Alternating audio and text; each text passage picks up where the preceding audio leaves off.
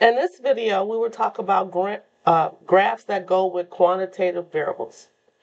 So quantitative variables often take many values. The distribution tells us what values the variable takes and how often it takes these values. The graph of the distribution is clearer if nearby values are grouped together. The most common graph of the distribution of one quantitative variable is a histogram. Classes are categories into which data are grouped. When a data set consists of a large number of different discrete data values, or when the data set consists of continuous data, we must create classes by using intervals of numbers. So this is an example of a frequency distribution that has classes. The data represent the number of mothers in the U.S. ages 15 to 54 who had their fourth child in 2016. So if you look here, um, the classes are 15 to 19 years old. And it looks like 443 of those women or mothers had their fourth child within that age range. The next class will be ages 20 to 24, and it looks like 25,328 of those mothers in that age range had their fourth child in 2016, and so on. If you go down further, 50 to 54, it looks like 84 had their fourth child at that age in 2016. So the lower class limit of the class is the smallest value within the class, while the upper class limit of a class is the largest value within the class. So if we look at this first class, let me get my pen out. We have 15 to 19. This is your lower limit. This is your upper limit. So each one of those classes has a different lower limit and a different upper limit. The class width is the difference between consecutive lower class limits. The classes do not overlap. So class width goes this way. It goes down. And the class width should stay the same. So as you can see, this class width here would be 5 because the difference between 20 and 15 is 5. And then you have 25 to 20, which is 5, and so on. So class width goes down rather than across. A lot of people think, oh, well, if they say 5, that must be 15 to 20. No, it's going 15 to 20 this way. Some people, this is incorrect. It goes down this way, lower class limits. So the data set is arranged in a table, which gives us a visual representation of the data. Making a histogram allows us to look at the data and determine the shape, the skewness, and the presence of any outliers. Outliers are extreme values. They can be either really small or very large. Okay?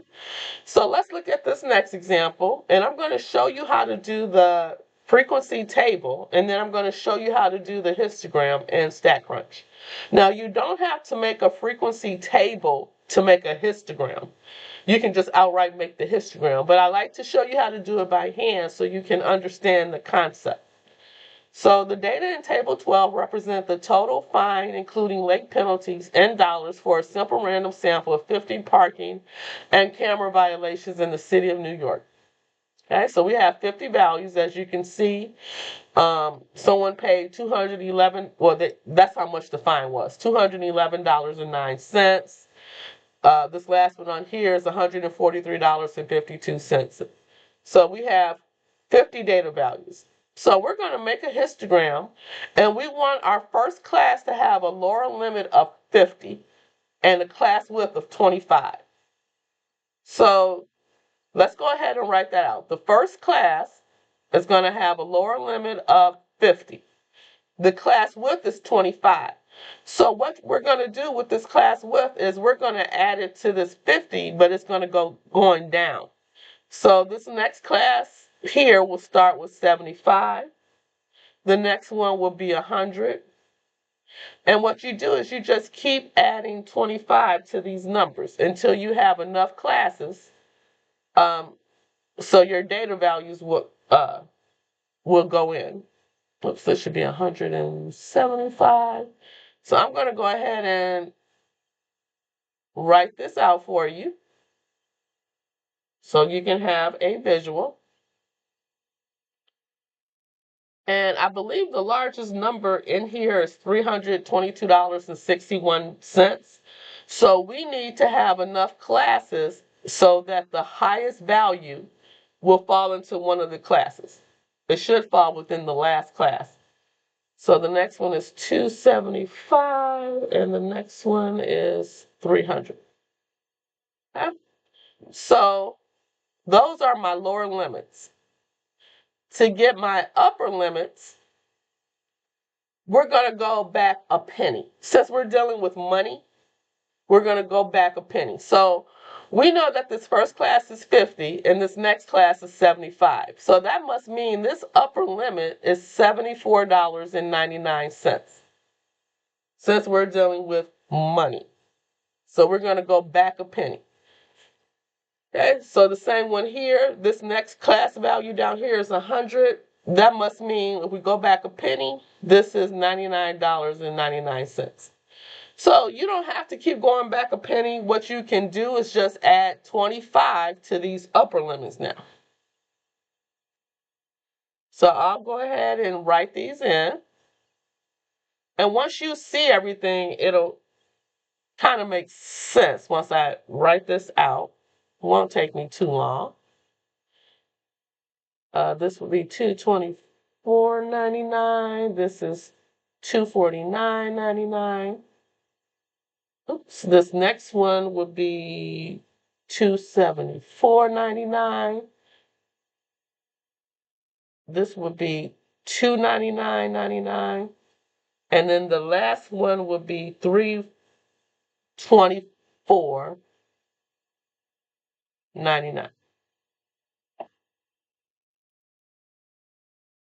All right, so now we have our classes.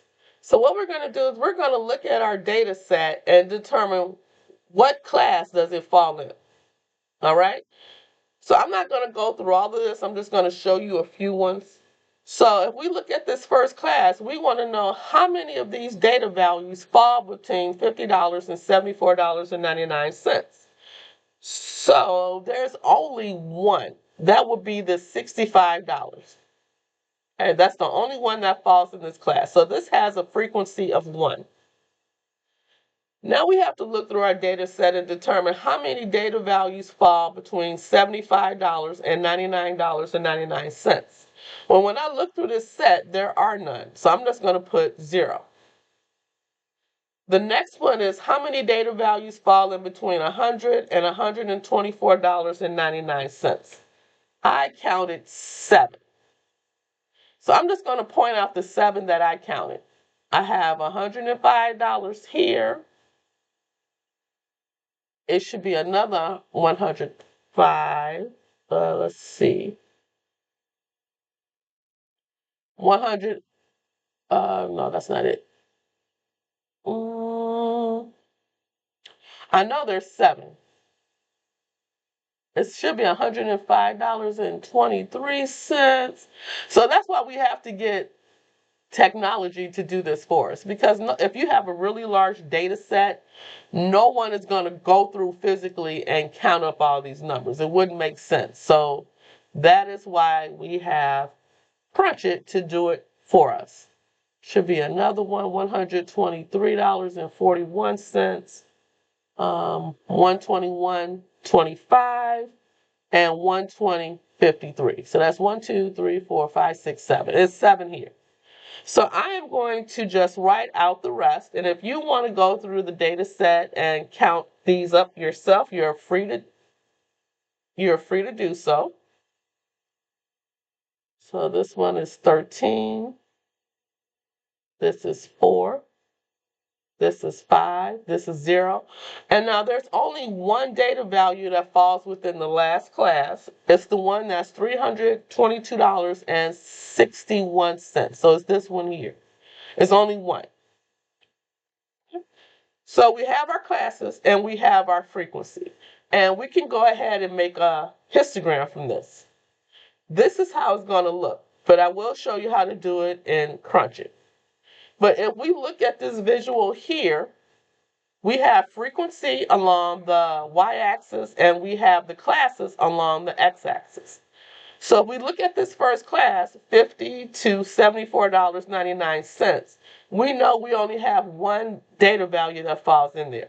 So as you can see, the bar goes up to 1. It's in between 0 and 2, so we can assume that this here is 1. Okay.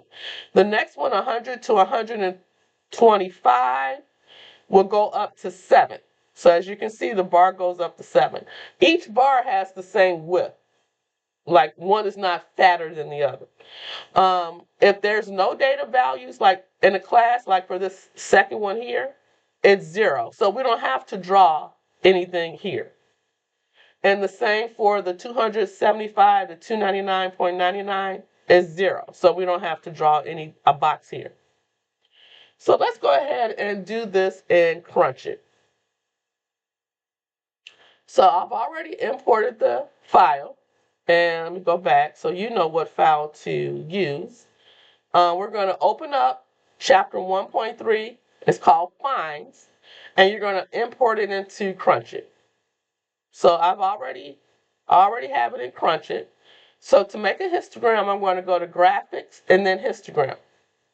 It's going to ask us what column our data is in. It's in the column Find.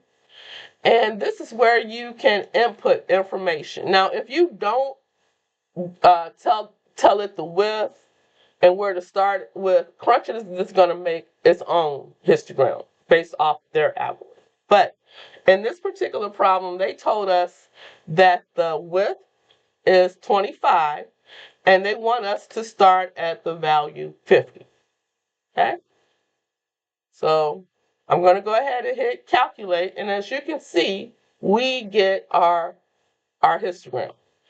So it's not as detailed as the one that I just showed you because it really doesn't indicate the classes along the X. I mean, you would have to look at it and determine it yourself.